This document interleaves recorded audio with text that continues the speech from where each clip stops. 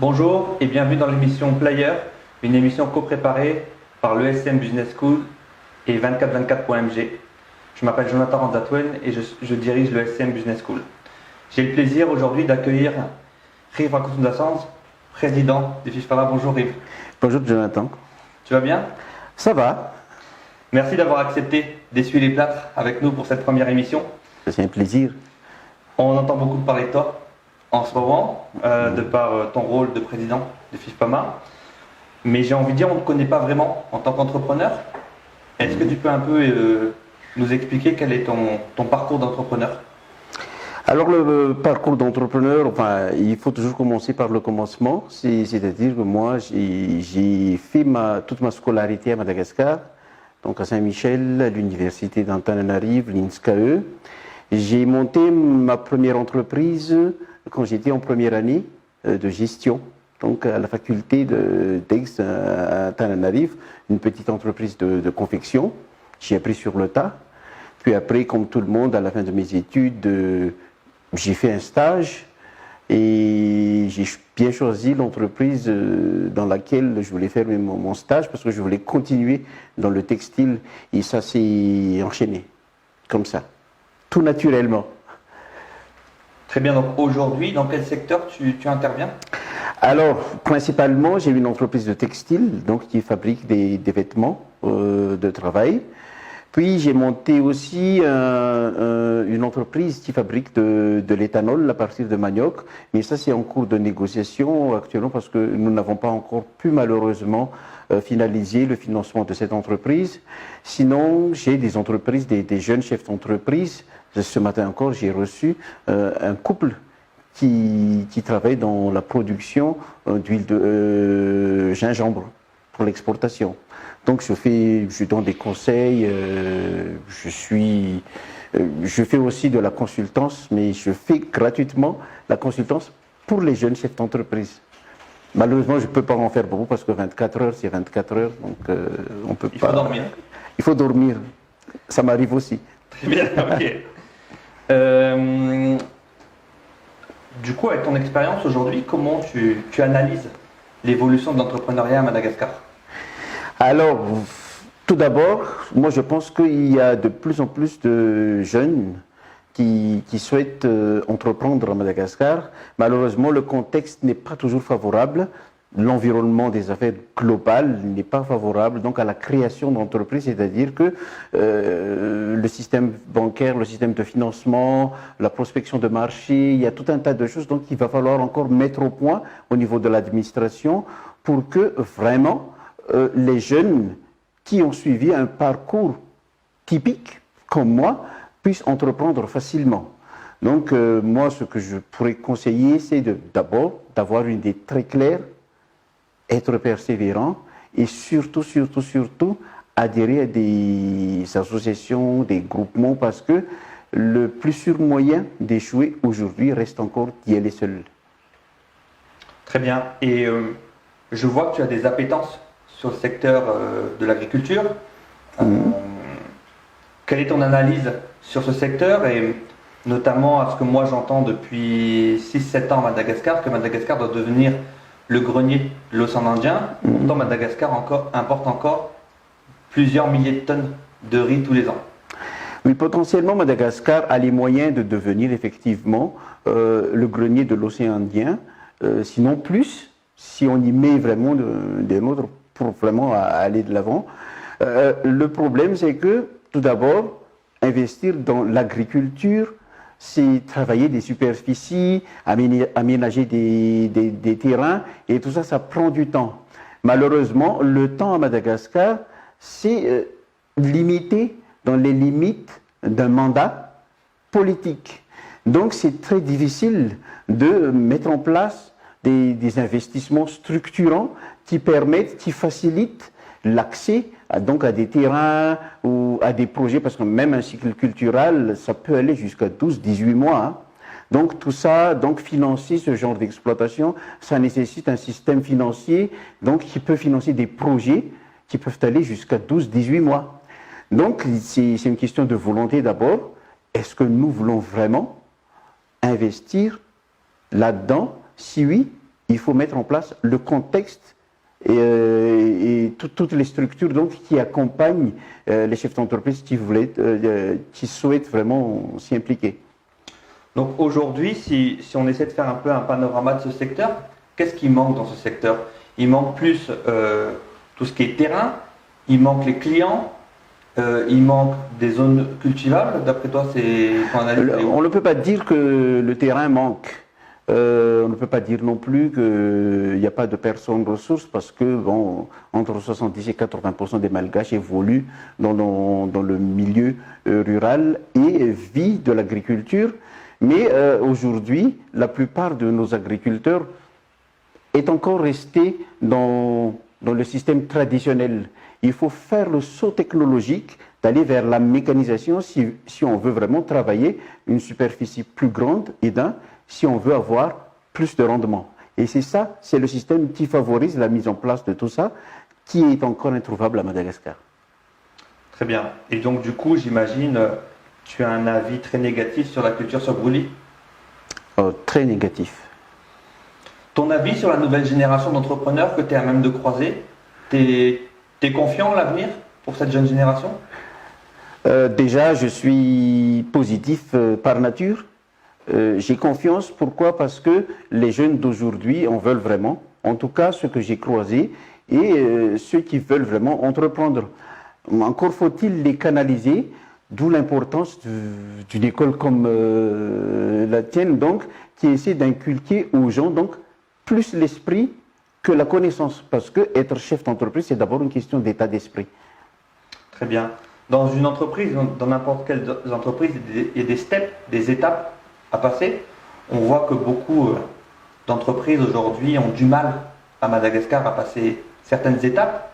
Tu as parlé tout à l'heure notamment de l'accès difficile au crédit bancaire.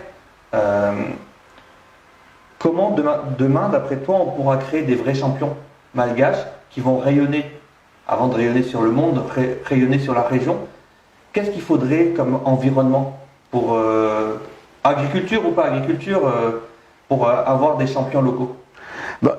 La phase la plus difficile pour un chef d'entreprise et dans la vie en général de l'entreprise à Madagascar reste toujours la phase de la création et les 2 ou 3 ans qui suivent cette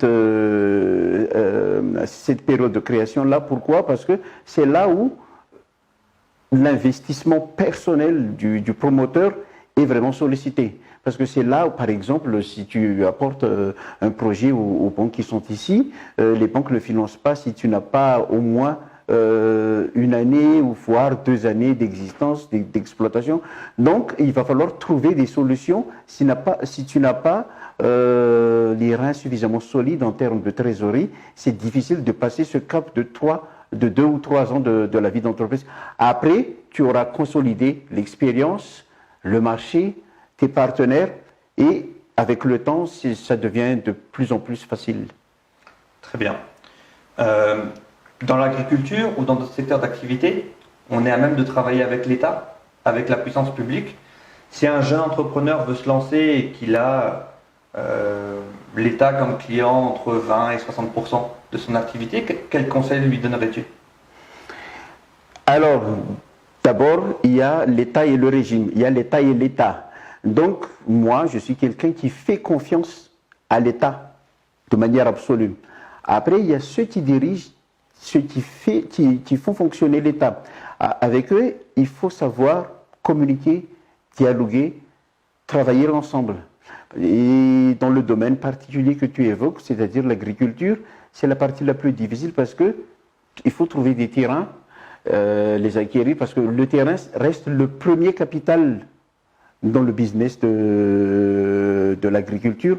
Donc moi, ce que je fais, pas plus tard qu'aujourd'hui, moi, j'ai conseillé donc au couple de chefs d'entreprise d'identifier d'abord le terrain, s'assurer que le terrain convient vraiment au projet, constituer le business model, le business plan, et c'est seulement après qu'il faut aller discuter avec l'État.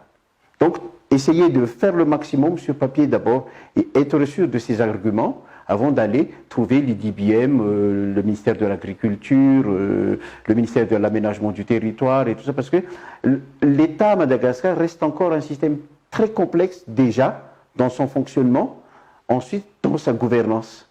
Donc c'est là où être dans des groupements s'avère vraiment impératif si on veut vraiment faire quelque chose qui implique l'État. Très bien. Aujourd'hui, en Afrique, on voit beaucoup ces financements en PPP, partenariat public-privé. J'ai envie de prendre comme exemple récemment le métro d'Abidjan, qui est financé à 100%, financement en PPP. Toi, quel est ton avis aujourd'hui sur ce type de financement et est-ce qu'on devrait à Madagascar penser à généraliser ce type d'accord? Généraliser, moi je pense que c'est un peu trop tôt. Il faut cibler les secteurs d'activité où on veut mettre l'accent sur les PPP, ou les secteurs d'activité où vraiment il faut encore laisser à l'État, ou les secteurs d'activité qu'il faut vraiment confier au privé. Donc, de mon point de vue, les secteurs où il faut vraiment solliciter les PPP, ce sont justement les secteurs tels l'agriculture, le tourisme, qui ont besoin d'un capital physique qui appartient encore à l'État. Parce que faire du tourisme, des plages, des terrains, tout ça c'est l'État. L'agriculture, tout ça c'est l'État. Investir dans des matériels agricoles qui s'amortissent sur 3-5 ans, il faut un concours de l'État parce qu'un promoteur, le système bancaire actuel, n'a pas les produits adéquats pour financer ce genre d'exploitation, ce genre de sollicitation en besoin de fonds de roulement. Très bien. Deux dernières questions pour terminer.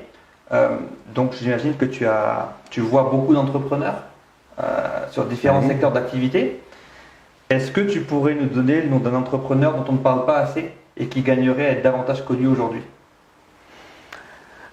Alors, là c'est une question très difficile parce qu'il y en a tellement beaucoup, ça dépend du critère.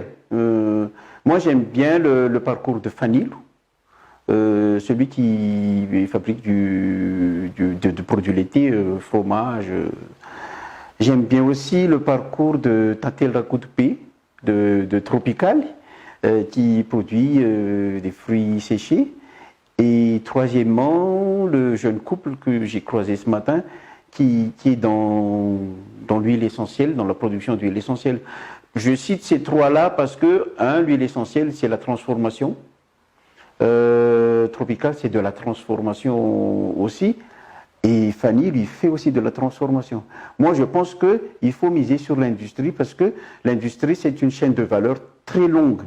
Donc, ça concerne l'agribusiness, ça concerne la transformation et la distribution.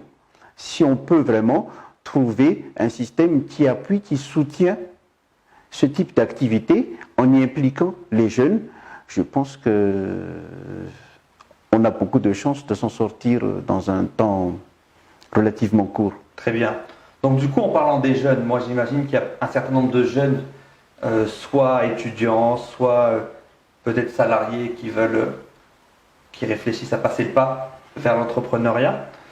Quels conseils souhaiterais-tu donner à cette jeunesse pour se lancer demain seul ou à plusieurs? Ça dépend du tempérament de chacun. Il y en a ceux qui souhaitent s'y investir à 100%, ceux qui veulent faire de l'entreprise un appoint comme source de revenus, ceux qui veulent vraiment rester encore dans le système de salariat parce que c'est plus sécurisant. Donc, quel conseil? Moi, je dis que le plus important, avant toute chose, c'est de savoir ce que l'on veut vraiment. Et ce que l'on veut vraiment, mais à terme. Ensuite, il faut avoir de l'ambition. Après, le reste, c'est une question de travail au quotidien, de la persévérance. Et il ne faut jamais s'arrêter au premier échec. Ça, c'est le plus important. Parce que si on arrive à capitaliser les échecs, c'est là où vraiment on se constitue et on constitue petit à petit l'entreprise. Parce qu'il ne faut pas confondre homme d'affaires et affairiste, c'est-à-dire réaliser un coût et investir dans la durée. Donc tout ça, c'est une question d'état d'esprit. Très bien. Donc si je résume, capitaliser sur les erreurs pour construire l'avenir et les grandes victoires de demain. Tout à fait. Merci beaucoup, Rive. Je t'en prie. Et à très bientôt. C'était un plaisir. À très bientôt. Merci beaucoup.